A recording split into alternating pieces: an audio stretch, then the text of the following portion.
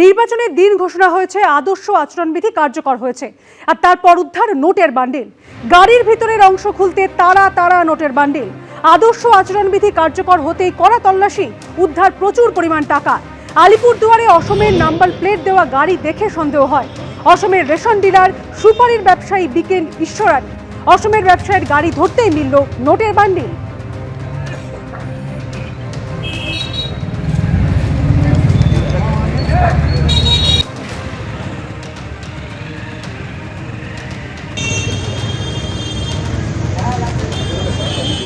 পানিহাটি তৃণমূল প্রার্থী তীর্থঙ্কর ঘোষ, তার নাম ঘোষণা হয়েছে। ইতিমধ্যে প্রচারেও বেরিয়েছিলেন তৃণমূল প্রার্থী। শ্রী চৈতন্যদেবের মন্দিরে পুজো দিয়ে ভোটের প্রচার শুরু করলেন পানিহাটি বিধানসভা কেন্দ্রের তৃণমূল কংগ্রেস প্রার্থী তীর্থঙ্কর ঘোষ। এখানে 5 বার নির্বাচিত হয়েছে নির্মল ঘোষ। গতকাল দলনেত্রী তীর্থঙ্কর ঘোষের নাম অ্যানাউন্স করেছেন। এই মুহূর্তে আমরা গঙ্গার ধারে রয়েছি। আপনার বাবা এখানে 5 বার নির্বাচিত হয়েছেন। আমরা রেজাল্ট দেখছিলাম 2021-এও এখানে সন্ময় বন্দ্যোপাধ্যায়কে প্রায় 25,000-এরও বেশি ভোটে হারিয়ে নির্মল ঘোষ জিতেছিলেন। এবার দলনেত্রী আপনার উপর আস্থা রেখেছেন, কি বলবেন? প্রথমেই তো কৃতজ্ঞতা জানাবো দলনেত্রী মমতা বন্দ্যোপাধ্যায় এবং সর্বভারতীয় সাধারণ সম্পাদক অভিষেক বন্দ্যোপাধ্যায়কে, যে আমার উপর ভরসা রাখার জন্য, দলের মান মর্যাদা বজায় রাখার জন্য যা যা করার। পানিহাটি প্রত্যেকটি বাড়িতে আমার পাড়ায় যোগাযোগ, সেই যোগাযোগ বজায় থাকবে এবং প্রত্যেকটি পাড়ার থেকে যে এই সপ্তঘাটি তৃণমূল কংগ্রেসের পানিহাটি কেন্দ্র, তার পতাকা সবার উপরে উঠবে, এইটুকু আমি মানুষের উপর আস্থা রাখি। দেখাবো যে ক্যাম্পেইন শুরু হয়ে গেছে। গঙ্গার ধারে পানিহাটিতে আমরা রয়েছি।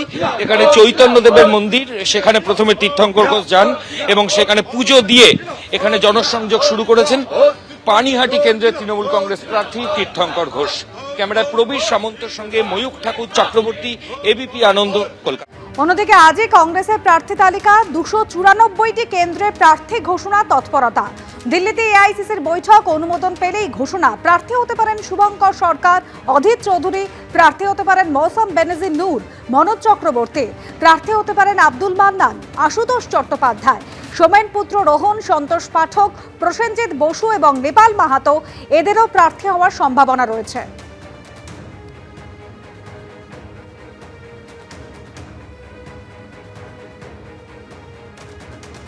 মুখ্য সচিব, স্বরাষ্ট্র সচিব, ডিজিপি, কলকাতা সিপি তো ছিলেনই।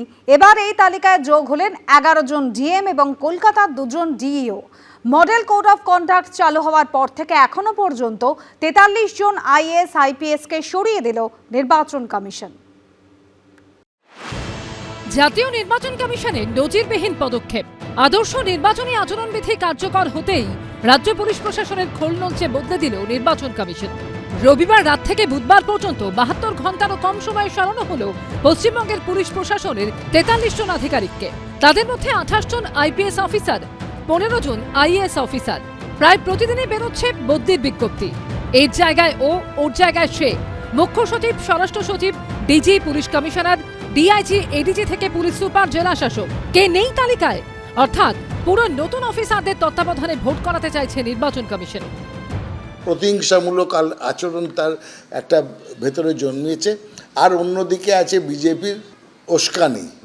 পুরো পশ্চিমবঙ্গের প্রশাসনকে ধীরে ধীরে ধীরে সম্পূর্ণ পাল্টে দেওয়ার, এটা কিন্তু খুব একটা অশনি সংকেত। নির্বাচন কমিশনকে কি হিজমাস্টার্স ভয়েস, তারা ওপর থেকে বলা হয়েছে তোমার এই অধিকারটাকে এমনভাবে প্রয়োগ করো প্রকারান্তরে ব্যাকডোর দিয়ে যেন রাষ্ট্রপতি শাসন হয়, যে সমস্ত আধিকারিক বদলে দেবে।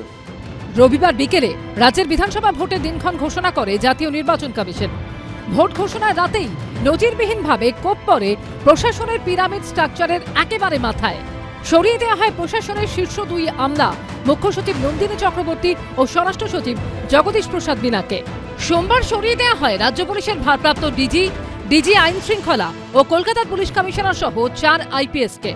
মঙ্গলবার সরানো হয় রাজ্য ও জেলা পুলিশের 19 জন আইপিএসকে। বাদ গেল না বুধবারও ফের রাজ্য পুলিশের পদস্থ কর্তাদের একাংশকে সরানোর নির্দেশ দিল জাতীয় নির্বাচন কমিশন। এদিন এক ধাক্কায় সরিয়ে দেওয়া হলো 5 জন ডিআইজিকে, যারা কিনা মানুষের গণতান্ত্রিক অধিকারকে বাজেয়াপ্ত করার ষড়যন্ত্রে লিপ্ত হয়েছিলেন, যারা টিএমসির ফ্রন্টাল এজেন্সি হিসেবে বহু জায়গায় কাজ করেছেন, তাদেরকে রেখে ভোট হবে, সেই ভোট কখনো নিরপেক্ষ হয় নাকি? সেই জন্যই সরিয়েছে। যেখানে কিনা ক্ষমতাসীন দলের ফ্রন্টাল এজেন্সি হিসেবে কেউ কাজ করবে, সেখানে এরকমই হবে। মূলত ভোট পরিচালনা করেন যারা, সেই জেলা শাসক ও ডিইও মিলিয়ে 13 জনকে বুধবার সরিয়ে দিল নির্বাচন কমিশন। নতুন অফিসার, নতুন পদ, নতুন দায়িত্ব। এবার অপেক্ষা ভোটের দিনের 23 ও 29 এপ্রিলের। কেমন হয় ভোট? এবিপি আনন্দ, কলকাতা। এবিপি আনন্দ, এগিয়ে থাকে, এগিয়ে রাখে।